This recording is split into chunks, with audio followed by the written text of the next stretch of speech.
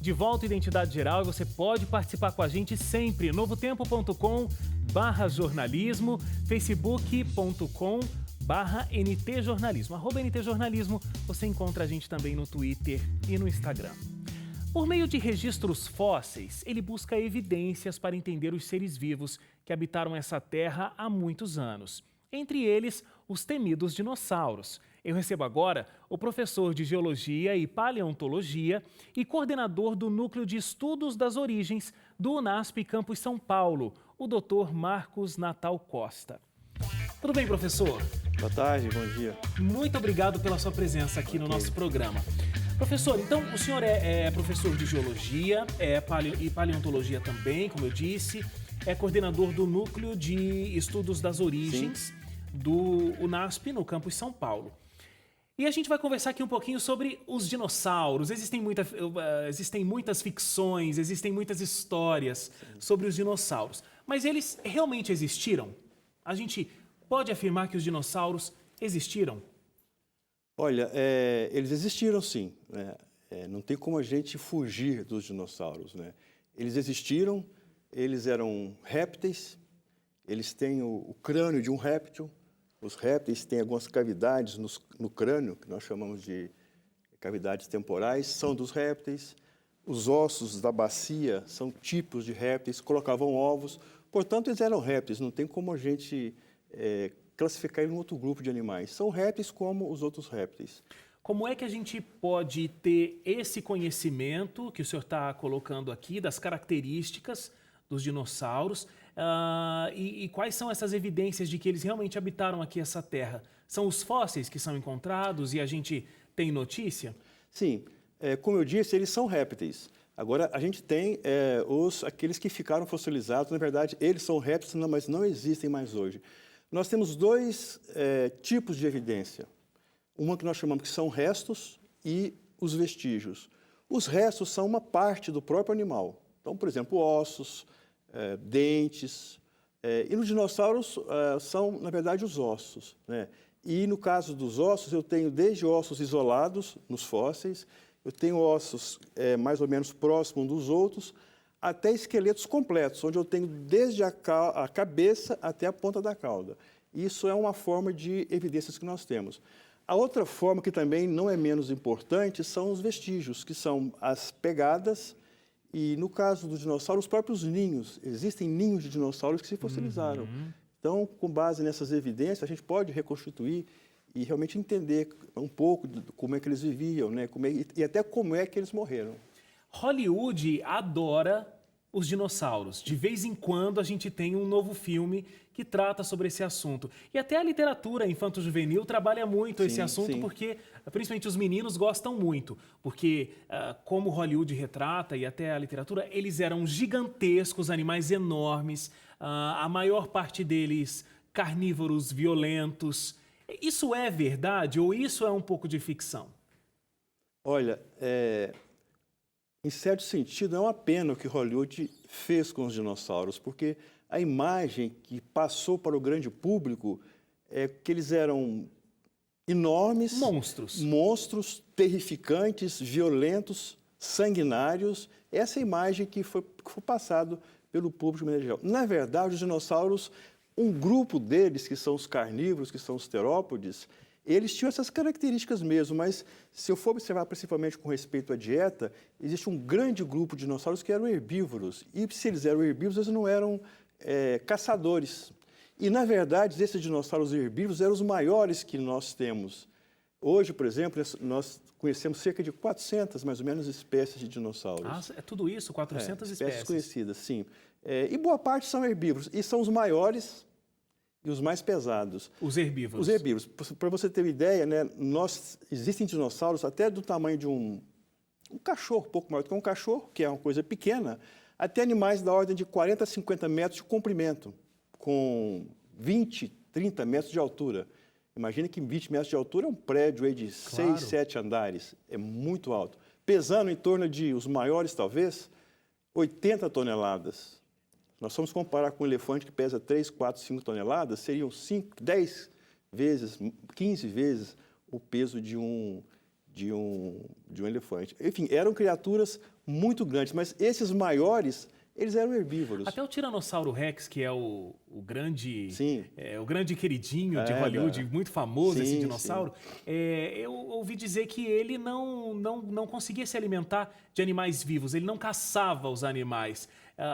Ele era carnívoro, mas depois que o animal já estava morto. Sim, ele era necrófago, carniceiro. Ele, na verdade, esse estudo, né, antigamente imaginava que ele matava os animais. Hoje, o entendimento maior pelo estudo da mandíbula e dos dentes é que ele dilacerava a carne que já estava morta. Então, ele trabalhava, né, ele se alimentava de restos de animais que estavam mortos, e até em processo de decomposição Agora, mesmo. professor, por que tão grandes? A gente hoje não tem animais tão grandes assim. O senhor citou o elefante, a gente tem alguns tipos de baleia, né? Um animal marítimo, a girafa, que por conta do pescoço é enorme, mas a altura de um prédio é uma coisa muito grande, né? Com certeza. E por que a gente não tem animais hoje desse tamanho todo? Olha, existem algumas hipóteses com respeito a isso. Quando nós olhamos para os fósseis, nós vemos realmente que existiram no passado animais muito grandes. Aí nem é o caso só dos dinossauros. Existem borboletas, libélulas com envergadura de asas de vários metros. Existem moluscos, que hoje é um animal pequeno, de 1 metro de altura, né? Enfim, nós percebemos isso. A ciência convencional costuma associar esses animais que eram muito grandes a momentos, eu digo isso a paleontologia convencional, de uma oferta muito boa de nutrientes, muito oxigênio no ar, ou seja, condições que favoreciam o desenvolvimento desses animais. Isso é um pouco de estudo, né? Mas o certo é que hoje ainda a gente temos alguns animais, é claro, grandes, mas não se comparam com no caso, os dinossauros. Mas o registro fóssil é muito variado. Nós temos animais grandes, temos répteis grandes como eles e temos répteis pequenos. Temos aves muito grandes, temos aves pequenas. Temos anfíbios muito grandes, temos anfíbios pequenos, né?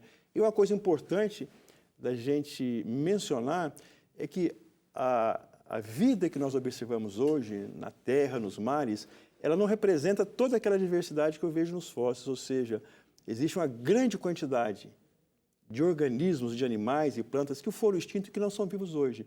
Às vezes nós associamos que os dinossauros foram extintos e foram só eles, mas junto com eles foi uma grande variedade de mamíferos, de répteis, de peixes que viviam inclusive na água, que estão nos fósseis. Nós sabemos que eles existiram porque eles estão lá, mas eles foram extintos e não estão no meio dos animais que nós vemos hoje. Professor, eu acho incrível essa ciência, a paleontologia, porque a partir de fósseis, a partir de pegadas, rastros, como o senhor comentou com a gente, vocês conseguem mensurar muita coisa. Conseguem mensurar características físicas desses animais extintos, conseguem mensurar como era o habitat, como era a alimentação desses animais e até como era o comportamento ali dos animais em grupo ou mesmo individuais. Como que isso é possível? Como é um instrumental para se ter todo esse tipo de informação só a partir de um fóssil, de uma pegada? Como é que isso funciona? A paleontologia é uma ciência assim, espetacular. Em certo sentido, ela assemelha muito com ciências forenses. Quando alguém vai investigar um crime, um acidente, ele tem que usar pistas. E os fósseis nos dão muitas pistas. Então, quando você pega, por exemplo, uma pegada eu posso saber, por exemplo, se ele era um animal veloz ou se ele era um animal mais lento. Através da pressão que essa Não, pegada do deixou? tipo da pegada. Se eu tenho, por exemplo, uma trilha, uma caminhada, eu consigo tirar muitas informações. Okay. Primeiro, eu sei se ele é bípede ou se ele é quadrúpede. Eu sei se ele estava correndo ou se ele estava andando, porque é fácil você perceber isso. Se você fizer um exercício na praia, você vai ver que uma pegada de quem está andando é diferente de uma pegada de quem está correndo.